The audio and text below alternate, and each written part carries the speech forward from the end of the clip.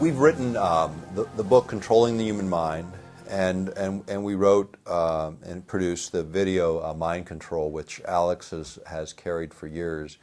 And I always consider that the most important work. Even when you associate some of the mind effects things with HARP, they're big and they're important.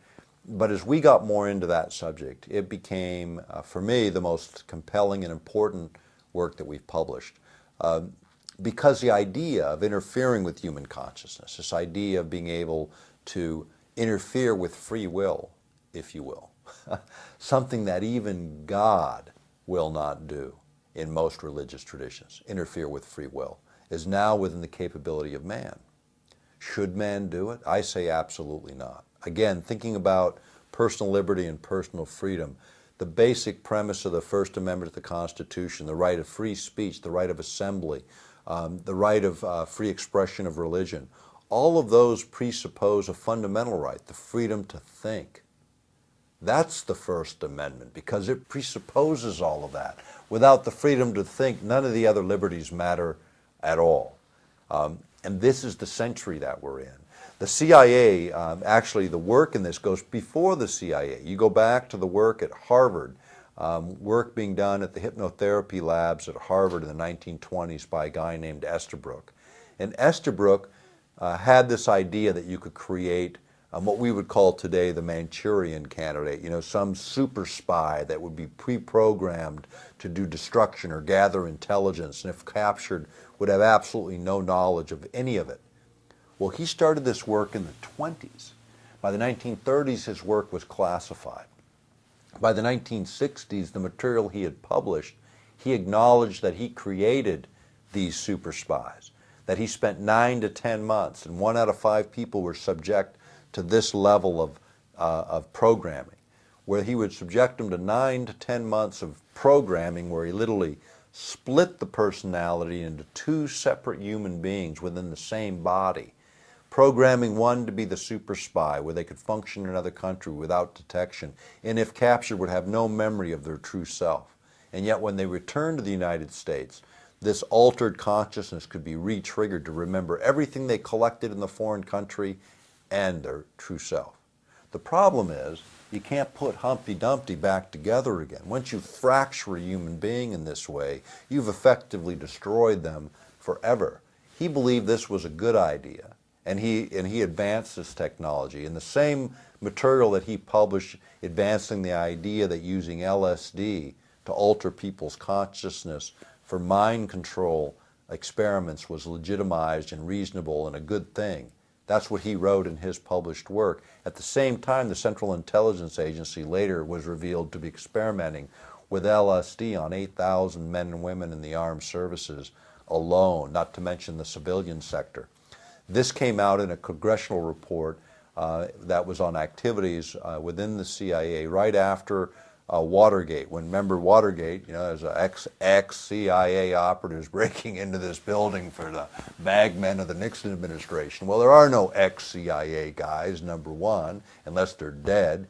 And number two, the fact is when they got caught, what they got caught doing were mind control experiments. The church committees and the Congress actually heard the testimony as the CIA busied themselves shredding the documents because they acknowledged over 140 programs under MK Ultra and its sub-programs that were directly involved in the manipulation of human behavior using chemical means and electromagnetic means. And one of the organizations they worked through at the time was the Mankind Research Association, operated out of Bethesda, Maryland, which was a front for Navy intelligence organizations and the Central Intelligence Organization developing mind control technologies and an understanding of what those would be about. More than a Manchurian candidate, manipulating people over huge geographic areas for very specific outcomes. At the same time, they were engaged in a great deal of research on what they called paraphysics, or parapsychology, or ESP in those days. A number of those reports prepared as far as our analysis of Eastern Europe that were eventually released under Freedom of Information Act are posted on our website. And you can go and look there and you'll see hundreds of pages of these declassified documents. They're heavily redacted, I mean lots blacked out, but you get a general sense of what we were doing. And here's what they discovered. And it's not in the published work, it's not in the other videos, it's not in that material, but here's the conclusions after all of it. And I met the Northwest field director, got to know him real well over the years, of the Mankind Research Association, the kind of stuff they were doing back in the 70s. And he kept his data. He's got a great box of data talking about all of these experimentations. And what they concluded was that A, extrasensory perceptions, these odd little things that people could do, were real. Not in all instances, but in enough instances to cause them some alarm, military planners. Because what also they discovered is that human beings generally have these innate capabilities that we used to call extrasensory perception. Some have referred to as gifts of the spirit. They come by a lot of different names. But what they are is natural attributes of what human beings are. We're created in the image of a creator. That means more than how we look. It has to do with what we are. And what we are very capable individuals. But in order to reach those higher capabilities, in order to reach those higher states of awareness, in order to actualize your full potential as a human being, you have to be able to slow the mind. You have to be able to create a situation where the mind, if you were to look at it with an EEG and look at the brain activity, you get very coherent, very rhythmic patterns, the kind associated with the emotions of love and empathy and compassion. Same kind of patterns show up. Higher ordered thinking is associated with these coherent patterns, these rhythmic patterns. Fear, flight responses, anger, hate, you get incoherent patterns all over the map at a higher amplitude, at a higher pulse rate that indicate agitation, confusion, the inability to think. What we do know is that in states of fear, worry, and anxiety, you cannot ever reach your higher capacity as a human being. So the easiest mind control technique, keep people in a state of fear and worry and agitation, and we're defeated before the first volley is fired. That's not what we need to be about. You know, when you think about it, when you're walking confidently, consciously doing what you know you're capable of doing, how empowering it is to step into each act that you take on as a human being in a productive and meaningful way, without fear, without worry. It's when your mind falls into what some call that zone that the athlete knows and the artist knows and every one of us knows in those instances where those sparks of creativity come through. That is our normal state of consciousness. If you were to look at it in the lower range of the alpha range where you are in that most creative mindset, you'd be between 7 and 8, 7 and 9 hertz pulses per second. The planet naturally oscillates at 7.83 hertz pulses per second. Isn't that interesting? Correlates perfectly with the ideal state for awake, conscious living when you're awake.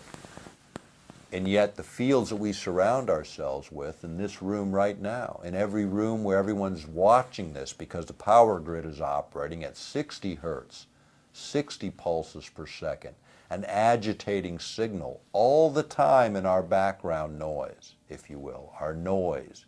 Because think about it, in a crowded room, all the noise you hear and you're having a conversation with your friend, and you block out all that background noise. We do the same thing with electromagnetic fields. I'll tell you when you notice it. I couldn't use this analogy in Germany. I'll tell you why in a minute. But think about when the power fails in your community, when the power goes out, completely goes out, the power grid's down. Now everybody remembers it given all the winter storm activity. And the first thing you notice how quiet it is because the refrigerator's not humming along, the air conditioner or the heaters aren't blowing air around. The second thing you notice is how your whole body exhales as you relax. Same feeling when you come in from a hard day of work and you're wearing your insulated soles on your shoes, and the first thing you do is you kick them off and you come back into ground with the pulse rate of the planet and you relax. That relaxation is the silence. Do you know what the sound of being born into an explosion is? Silence. We're living in that explosion, in the fields that surround us every moment of every day. When I used that analogy this last year in Stuttgart, everybody looked at me like I was crazy when I said, you know when the power fails. It never fails in Germany. People with gray hair never remember a power failure since World War II ended. You know, I mean, we don't even think about that. I mean, you talk about the contrast in technology. I can't even use the same analogy in Europe because it doesn't make sense because their technology happens to run smoother. And we invented the power grid for all practical purposes. But again, you know, I say it humorously, but at the same time recognizing under all this are these very real effects that we have to recognize. So how do you learn how to control you? You know, people ask me all the time, you know, you talk about a lot of technologies, generate a lot of concern, some levels of anxiety. That's not my intention. My intention is to inform so we can begin to think about this stuff in a productive, constructive way and how we address it. But more importantly, the more important part of this message and anything that I've said in the last couple of days is about the fact that we are more than we think we are. There are no small things. There's only things that are undone. Each thing that we do as individuals matters. It matters a lot, more than you might even realize or recognize. And there are no small things. And what I do versus what you do, it's not a size issue. It's getting the work done. All of us have a sphere of influence, and we need to assert ourselves in that sphere of influence. What that means is it might mean that we have a conversation with our family or our close friends. We don't feel any anxiety having done that. When the anxiety creeps in, back off. Think about what you're doing. It should be like breathing if you're working outside of fear and outside of worry, and you're working in a way that is possible, where you acknowledge it's possible. Do what you know you can do to further your version and your view of the truth, and do it in a respectful way, and do it with confidence. And don't lift the burden if it's too heavy. There's someone else that'll lift it for you, or lift it with you. But do something in favor of what you believe to be right and true, whether it's on any of the issues we've covered today or on some other issue, but something that you care about and recognize there's a billion other people doing the same thing, and we're not waiting for an organization to form. We're already standing in it. It's called the human race. Participate in it. Be what you were created to be, and assert yourself in the world today by affecting change, by direct action, in a respectful and rational way, and without fear and without worry, because that is the zone in which things can happen. Fear is the adversary. It has always been the adversary, and it's the easiest method of controlling human